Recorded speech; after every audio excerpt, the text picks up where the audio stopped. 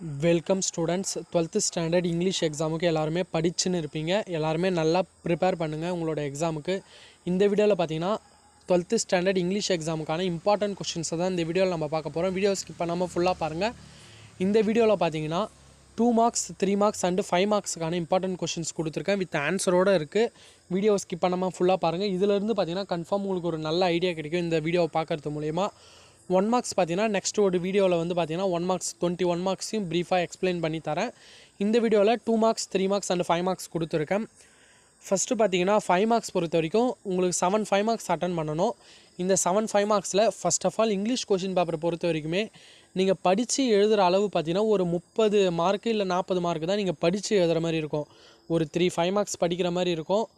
அப்புறம் 3 மார்க்ஸ் ஒரு 2 படிக்கிற மாதிரி இருக்கும். இஆர்சி படிக்கிற மாதிரி இருக்கும்.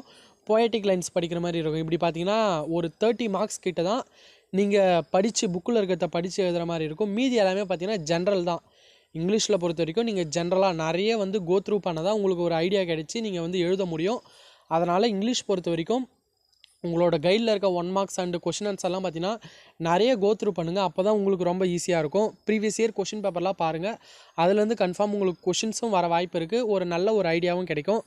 ஃபஸ்ட்டு பார்த்தீங்கன்னா இந்த 7 5 மார்க்ஸில் என்னென்ன 5 மார்க்ஸ் கேட்பாங்கன்னு பார்த்தீங்கன்னா ஃபஸ்ட்டு வந்து 3 கொஷின் டீட்டெயில் கொஷின் கேட்பாங்க.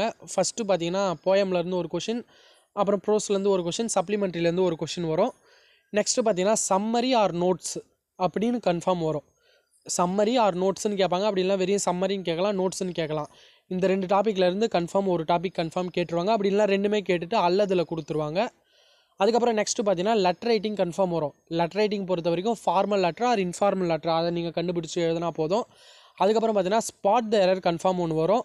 அப்புறம் செமான்டிக் ஃபீல்டுன்னு ஒன்று வரும். அப்புறம் ஃபில் இன் த பிளாங்க்ஸ் ஒன்று கேட்பாங்க. அப்படின்னா பயோடேட்டா கேட்பாங்க.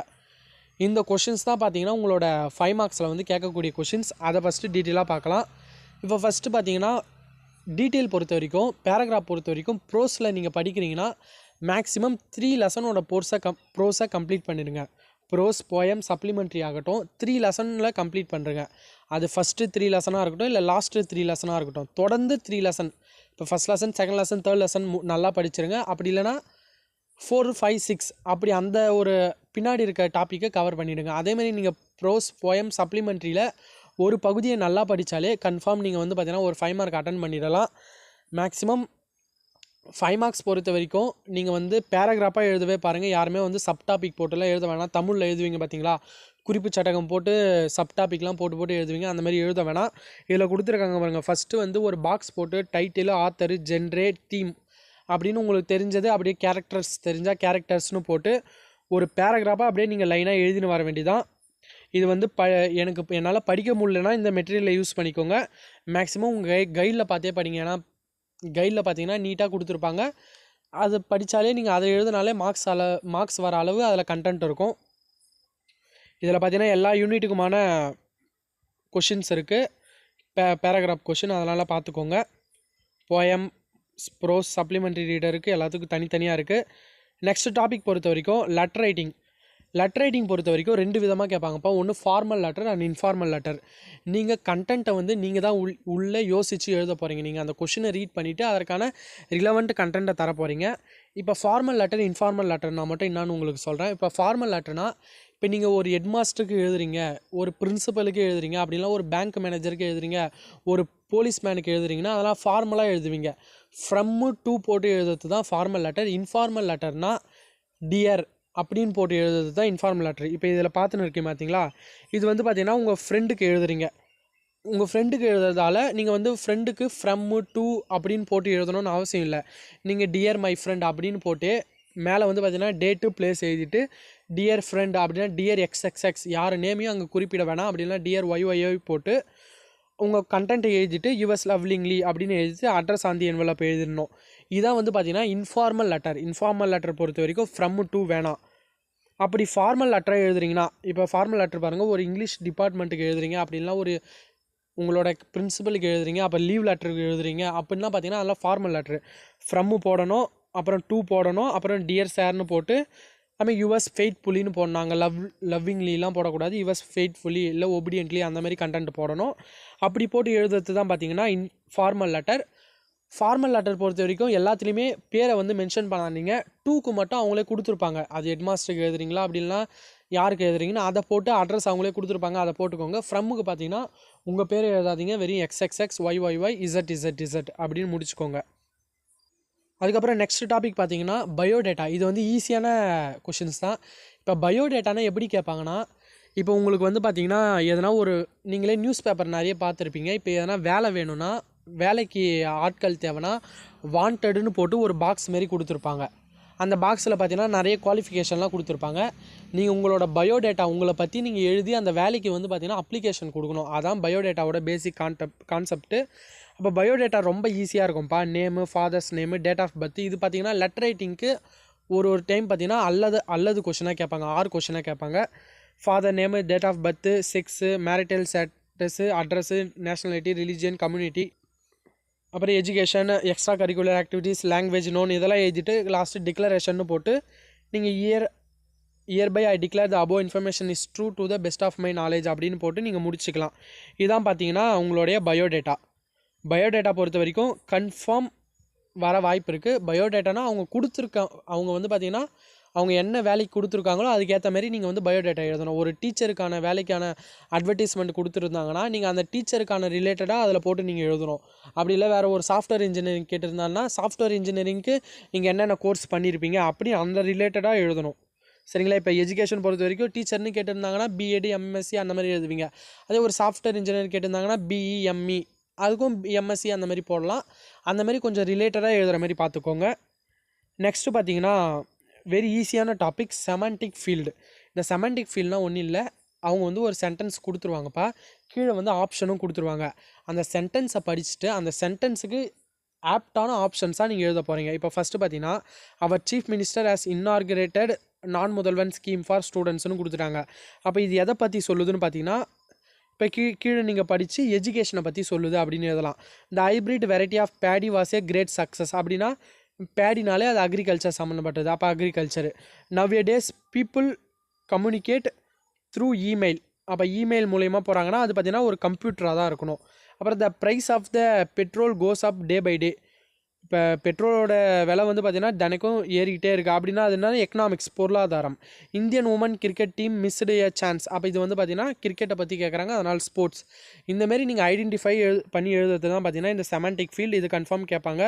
அப்புறம் ரீட் த ஃபாலோயிங் பேசேஜ் கேட்பாங்க. நெக்ஸ்ட்டு பார்த்திங்கன்னா ஸ்பாட் த எரர் உங்களுக்கு வரும். அப்புறம் நோட்ஸ் மேக்கிங் சம்மரைஸ் பார்த்துடலாம். நோட் மேக்கிங் பொறுத்த வரைக்கும் நீங்கள் என்ன பண்ணணும்னா அவங்க வந்து உங்களுக்கு ஒரு பேராகிராஃப் கொடுத்துருவாங்க. அந்த பேராகிராஃபில் நீங்கள் ஒரு சப்டாப்பிக்காக நீங்கள் அதை ஸ்ப்ளிட் பண்ணி அந்த சப்டாபிக் கீழே இன்னும் ஒரு 3 பாயிண்ட்ஸ் அந்த மாதிரி 3 பாயிண்ட்ஸ் எழுதணும். சம்மரைஸ் பார்த்தீங்கன்னா ரொம்ப ஈஸியாக இருக்கும். ரஃப் காப்பி எழுத போகிறீங்க, அப்புறம் ஃபேர் காப்பியில் டைட்டில் போட போகிறீங்க, number of words in a paragraph, அப்புறம் number of words in a rough copy, number of words in a fair காப்பின்னு எழுதுறது தான் பார்த்தீங்கன்னா சம்மரி. ரொம்ப ஈஸியாக இருக்கும். நோட்ஸ் மேக்கிங் பொறுத்த வரைக்கும் பார்த்தீங்கன்னா உங்களுக்கு பேராகிராஃப் கொடுத்துருக்காங்கன்னா நீங்கள் ஒரு 3 லைனோ இல்லை 2 லைனோ எடுத்துக்கிட்டு அதற்கு அந்த 2 லைனுக்கு ஏற்ற ஒரு டாப்பிக்கை கொடுத்துட்டு அந்த 2 லைன் டாபிக் உள்ளே என்ன சொல்கிறாங்க அப்படின்னு நீங்கள் ஒரு 2 பாயிண்ட்டு ஒரு பாயிண்ட் பார்த்தீங்கன்னா மேக்ஸிமம் 2 வேர்ட்ஸ் தான் இருக்கணும். அந்தமாரி நீங்கள் எழுதணும். அப்புறம் ரெண்டாவது ஒரு 2 லைன் எடுத்துகிட்டு அதேமாரி நீங்கள் எழுதிட்டே போகணும். இது வந்து உங்களோட கைடில் பாருங்கள், அதில் வந்து பார்த்தீங்கன்னா உங்களுக்கு கன்ஃபார்ம் கொடுத்துருப்பாங்க.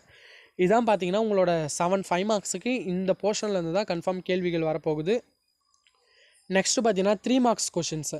இந்த டீட்டெயிலுக்கு மேலே பார்த்தீங்கன்னா ஒரு 3 மார்க்ஸ் அட்டன் பண்ணுற மாதிரி ஜென்ரல் கொஷின்ஸ் கேட்டிருப்பாங்க. அதில் பார்த்தீங்கன்னா என்ன கேட்டிருப்பாங்கன்னா ஃபஸ்ட்டு நோட்டீஸ் ரைட்டிங். இப்போ வந்து உங்களுக்கு அவங்க கொஷின் கொடுத்துட்டு இதுக்கு நோட்டீஸ் ரைட் பண்ண சொன்னாங்கன்னா அது எப்படி ரைட் பண்ணணும்னா அப்போ இதில் எப்படி ரைட் பண்ணிக்கிறாங்க பாருங்கள். உங்களோட ஸ்கூல் நேம் போட்டுட்டாங்க, அப்புறம் பார்த்தீங்கன்னா என்ன கண்டக்ட் பண்ண போகிறாங்க அந்த டாபிக் நேமு, அதுக்கப்புறம் அதை பற்றியான ரிலவெண்ட்டு பேராகிராஃப் பொறுத்த வரைக்கும் இதில் இருக்க கண்டென்ட்லாம் கொஞ்சம் படிச்சுக்கோங்க. ஏன்னா மேக்ஸிமம் நோட்டீஸ் ரைட்டிங்லாம் பார்த்தீங்கன்னா இந்த ஸ்கூல் ரிலேட்டடாக கேட்க வாய்ப்பு இருக்குது. அதனால் இந்த கண்டென்ட்டே நீங்கள் யூஸ் பண்ணிக்கலாம். அந்தமாரி தான் பார்த்தீங்கன்னா உங்களோட நோட்டீஸ் ரைட்டிங் இருக்கணும். ஸ்கூல் நேம் கூட மென்ஷன் பண்ணாதீங்க. ஏபிசி ஸ்கூல் அந்தமாரி நீங்கள் மென்ஷன் பண்ணுங்க. அப்படின்னா கவர்மெண்ட் GHSS அந்த ஸ்கூல் அப்படின்னு நீங்கள் மென்ஷன் பண்ணாலே போதுமானதாக இருக்கும். அப்புறம் மெசேஜ் ரைட்டிங் அது ரேர் தான். அப்புறம் எக்ஸ்பேண்ட் த ஹெட்லைன்ஸ் இது கன்ஃபார்ம் கேட்பாங்கப்பா. ஒரே ஒரு லைன் கொடுத்துருவாங்க. இப்போ பார்த்தீங்கன்னா ஹெவி ரெயின் லேஷ் சென்னை அப்படின்னு கொடுத்துட்டாங்கன்னா அதை நீங்கள் எக்ஸ்பேண்ட் பண்ணி எழுதணும். அதுக்கப்புறம் பார்த்தீங்கன்னா NEET classes to begin on September 20th அதை பற்றி எக்ஸ்பிளைன் பண்ணி நீங்கள் ஒரு 2 லைன் எழுதணும். அதான் எக்ஸ்பேண்ட் த ஹெட்டிங். இதெல்லாம் பார்த்தீங்கன்னா ஈஸியாக தான் இருக்கும். அப்புறம் இமெயில் ரைட்டிங், இது வந்து கன்ஃபார்ம் ஒரு கொஷின் கேட்க வாய்ப்பு இருக்குது. இமெயில் பொறுத்த வரைக்கும் அவங்க கொடுத்துருக்க கண்டென்ட்டுக்கு ஒரு பாக்ஸ் போட்டுட்டு ஃப்ரம்மில் பார்த்தீங்கன்னா xxx@gmail.com, அப்புறம் 2ல் வந்து பார்த்தீங்கன்னா yyyy@gmail.com, ஃப்ரம் 2னே போட்டுக்கோங்க, அங்கே சிசிலாம் வேணாம். அப்புறம் பார்த்தீங்கன்னா சப்ஜெக்ட் பொறுத்த வரைக்கும் நீங்கள் என்ன கண்டென்ட் எழுத போகிறீங்களோ அதை ஷார்ட்டாக சப்ஜெக்ட்னு போட போகிறீங்க. அப்புறம் டியர் சார் அப்படின்னா உங்கள் ஃப்ரெண்டுக்கு எழுதுறீங்கன்னா டியர் ஃப்ரெண்ட் அப்படின்னு போட்டு உங்களோட கண்டென்ட் எழுதி நீங்கள் வந்து பார்த்தீங்கன்னா யுவர்ஸ் லவ்லிங்லி தேங்க்யூ அப்படின்னு அந்த கண்டென்ட்டே போட்டு நீங்கள் வந்து எழுதிக்கலாம். இதில் இருக்க இதுவெல்லாம் கொஞ்சம் கோத்ரூ பண்ணுங்கள். அதுக்கப்புறம் கம்ப்ளீட் த ப்ராவப், கன்ஃபார்ம் ஒன்று கேட்பாங்க. ப்ராவப் பொறுத்த வரைக்கும் நிறைய ஒர்க் அவுட் பண்ணி பார்க்கணும். நீங்கள் வந்து பார்த்தீங்கன்னா நிறைய ப்ராவப் உங்கள் கைடில் பார்த்தீங்கன்னா நிறைய கொடுத்துருப்பாங்க. எனக்கு ப்ராவப்லாம் நீங்கள் ஆன்சர் கரெக்டாக தெரிஞ்சுக்கிட்டீங்களா அதில் ஒரு கிராமர் மிஸ்டேக் இருக்காது, ஒன்றும் இருக்காது. நீங்கள் ஆப்ஷனை எடுத்து எழுதுனீங்கனாலே 3 மார்க்கு. அதனால் அந்த ப்ராவப்லாம் கொஞ்சம் நல்லா பாருங்கள். இதில் இருக்கிறதையும் பார்த்துக்கோங்க. அதுக்கப்புறம் பார்த்தீங்கன்னா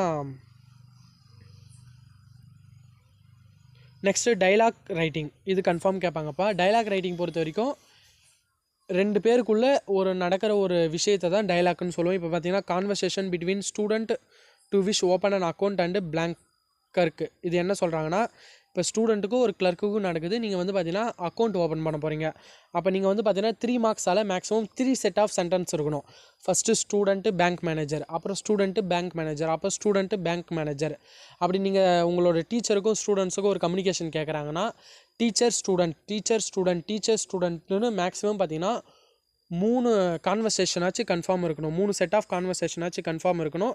ஈஸியாக தான் இருக்கும் அந்த கான்வர்சேஷன்லாம். அப்புறம் ஆர்டிக்கல் ரைட்டிங், அது பார்த்துங்க. அப்புறம் டிஸ்கிரைப் ஏ ப்ராசஸ், இது கன்ஃபார்ம் கேட்பாங்கப்பா. இப்போ என்னென்னா ஒரு லெமன் ஜூஸ் கொடுத்துட்டு லெமன் ஜூஸை எப்படி ப்ரிப்பேர் பண்ணுறதுன்னு கேட்பாங்க. நீங்கள் ஃபஸ்ட்டு என்ன பண்ணணுன்னா அதுக்கு இது இருக்கும் பார்த்தீங்களா, வந்து பார்த்தீங்கன்னா இன்க்ரீடியன்ட்ஸ்னு எழுதுருங்க. இப்போ லெமன் ஜூஸ் கேட்குறாங்கன்னா இன்க்ரீடியன்ட்ஸ்னு எழுதுருங்க. இப்போ இன்ஸ்டாலிங்கே கம்ப்யூட்டர்னால் அதற்கு தேவையான பொருள்கள், அப்போ எக்யூப்மெண்ட்ஸ்னு எழுதிருங்க. அந்தமாரி நீங்கள் ஃபஸ்ட்டு ஐடென்டிஃபை பண்ணிவிட்டு அதுக்கப்புறம் ப்ராசஸ்னு போட்டு உங்களோட ப்ராசஸ் எழுதுங்க. இதில் ரிப்பீட்டடாக கேட்கக்கூடியது பார்த்தீங்கன்னா இந்த ஆப்பிள்ஸு, அதுக்கப்புறம் பார்த்தீங்கன்னா ஆப்பிள் ஜூஸ் ப்ரிப்பேர் பண்ணுறது, கம்ப்யூட்டர் இது பண்ணுறது, அப்புறம் ஃபேவரட் டிஷ்ஷு அப்படிலாம் லெமன் ஜூஸ் கேட்பாங்க. அப்புறம் ஆர்கனைசிங் எ பர்த்டே பார்ட்டி, அதுக்கப்புறம் பார்த்தீங்கன்னா பேங்க் அக்கௌண்ட்டை எப்படி ஓப்பன் பண்ணுறது, அந்தமாரி நிறைய கேட்பாங்க. அப்புறம் ஸ்லோகன் ரைட்டிங் பொறுத்த வரைக்கும் ஒன்றும் இல்லை, அதுவும் சிம்பிள் தான். இப்போ ஒன்றுத்தை பற்றி இப்போ சேவ் வாட்டர் அப்படின்னு ஸ்லோகன் ரைட் பண்ண சொல்லிட்டாங்கன்னா, இப்போ தமிழில் நிறைய பேர் கேட்டிருப்பீங்க. இப்போ வந்து படிக்கட்டில் தொங்கின்னு போகிறாங்க. இப்போ ஹெல்மெட் போடலைன்னா உங்களுக்கு என்ன சொல்லுவோம், தலைக்கவசம் உயிர் கவசம்னு சொல்லுவோம்ல. அதேமாதிரி பார்த்தீங்கன்னா தண்ணீரை சேமியுங்கள், அந்தமாரி ஸ்லோகன்ஸாக சொல்கிறது, அந்தமாரி சொல்கிறது தான் ஸ்லோகன் ரைட்டிங். அப்போ இங்கிலீஷில் பார்த்தீங்கன்னா இப்போ ட்ரீஸுக்கு பற்றி ஒரு ஸ்லோகன் எதை சொன்னாங்கன்னா சேவ் க்ரீன் சேவ் ட்ரீஸ் அப்படின்னு எழுதலாம். இப்போ பிளட்டை பற்றி எதை சொன்னாங்கன்னா டொனேட் பிளட் டொனேட் ரெட்னு அப்படின்னு எழுதலாம். அந்தமாரி ரைட் பண்ணுறதுல என்னென்னு பார்த்தீங்கன்னா ஸ்லோகன், அதை பார்த்துக்கோங்க. அதுக்கப்புறம் பார்த்தீங்கன்னா பை சார்ட் பார் சார்ட், இது வந்து பார்த்தீங்கன்னா இன்ஃபரன்சஸ்ன்னு கேள்வி கேட்பாங்க. உங்களுக்கு ஒரு பை சார்ட் கொடுத்துட்டு அந்த பை சார்ட்லேருந்து கீழே கேள்வி கேட்டுருவாங்க. அந்த கேள்விக்கு அந்த பை சார்ட்லேருந்து நீங்கள் எழுத போகிறீங்க, அப்படின்னா பார் சார்ட்லேருந்து எழுதுவீங்க. அதான் வந்து பார்த்தீங்கன்னா உங்களோட பை சார்ட்டு கேட்பாங்க. அப்படிலாம் இன்ஃபரன்சஸ்ன்னு கேட்பாங்க. அப்படி உங்களுக்கு பை சார்ட் மட்டும் கொடுத்துட்டு மேலே கொஷனில் இன்ஃபரன்சஸ்ன்னு இருந்ததுன்னா நீங்கள் அதில் பார்த்தீங்கன்னா கம்பேர் பண்ணி எழுதணும். இப்போ ஒரு பை சார்ட்டில் ஒரு ஸ்டூடெண்ட்டோட ஒரு பார் சார்ட்டுன்னு வச்சுக்கோங்க. பார் சார்ட்னா எப்படி இருக்குன்னா ஒரு பாக்ஸ் மாரியே இருக்கும், நீங்கள் அதை பார்த்துருப்பீங்க. அப்படின்னா பை சார்ட்டே எடுத்துக்கோங்க, ஒரு ரவுண்டு போட்டு அது கட் பண்ணியிருப்பாங்க. இப்போ ஒரு ஸ்டூடெண்ட்டோட மார்க் எடுத்திருக்காங்க. இப்போ மேக்ஸில் வந்து பார்த்தீங்கன்னா 90க்கு ஒரு 80 எடுத்திருக்காரு, சயின்ஸில் கம்மியாக அப்படியே எடுத்திருக்காருன்னு வச்சுக்கோங்க. இப்போ ரெண்டுத்தை கம்பேர் பண்ணி எழுதணும். இப்போ மேக்ஸ் அந்த ஸ்டூடெண்ட்டோட மேக்ஸ் மார்க் வந்து லெஸ் தென் சயின்ஸ் மார்க்காக இருக்குது, லெஸ் தென் கிரேட்டர் தென், அந்தமாரி ரெண்டுத்தை கம்பேர் பண்ணி, அப்படி இல்லைனா இந்த ஸ்டூடெண்ட்டோட மேக்ஸ் மார்க் அதிகமாக இருக்குது ஹை, அப்படி லோ, அந்தமாரி எழுதுறது தான் பார்த்தீங்கன்னா இன்ஃபரன்சஸ். அது மேக்ஸிமம் கம்பேரிட்டிவ் சென்டென்ஸில் தான் எழுதுவீங்க நீங்கள், அதனால் அதை பார்த்துக்கோங்க. நெக்ஸ்ட்டு பார்த்தீங்கன்னா ஓகே, இந்த டாப்பிக்லாம் கவர் பண்ணிங்கனாலே அந்த கொஷனுக்கு போதும். நெக்ஸ்ட்டு பார்த்தீங்கன்னா இஆர்சி பொறுத்த வரைக்கும் எக்ஸ்ப்ளனேஷன், ரெஃபரன்ஸ், கான்டெக்ஸ்ட் எழுத போகிறீங்க. ரெஃபரன்ஸ் எழுதினாலே உங்களுக்கு 2 மார்க்கு கன்ஃபார்ம். போய்ட் நேம் எழுதினாலே 2 மார்க்கு. எக்ஸ்ப்ளனேஷனுக்கு பார்த்தீங்கன்னா 1 மார்க் தான். கான்டெஸ்ட்டுக்கு மார்க்கே கொடுக்க மாட்டாங்க, இருந்தாலும் நீங்கள் எழுதுங்க. அப்புறம் 3 மார்க்ஸ் பொறுத்த வரைக்கும் உங்கள் புக்கில் இருக்க 3 மார்க்ஸே படிச்சுக்கோங்க. அப்புறம் போயட்டிக் லைன்ஸ் பொறுத்த வரைக்கும் நீங்கள் அதுவும் புக்கு பின்னாடியில் இருக்கிறதே படிச்சுக்கோங்க. ஓகே ஸ்டூடெண்ட்ஸ், இந்த வீடியோ உங்களுக்கு ரொம்ப யூஸ்ஃபுல்லாக இருந்திருக்கும்னு நினைக்கிறேன். நான் 1 மார்க்ஸ் வீடியோ நெக்ஸ்ட் வீடியோவில் ரெடி பண்ணி கொடுக்குறேன். அதை பார்த்தீங்கன்னா அதுலேருந்து உங்களுக்கு ஒரு தெளிவு கிடச்சி ரொம்ப யூஸ்ஃபுல்லாக இருக்கும்.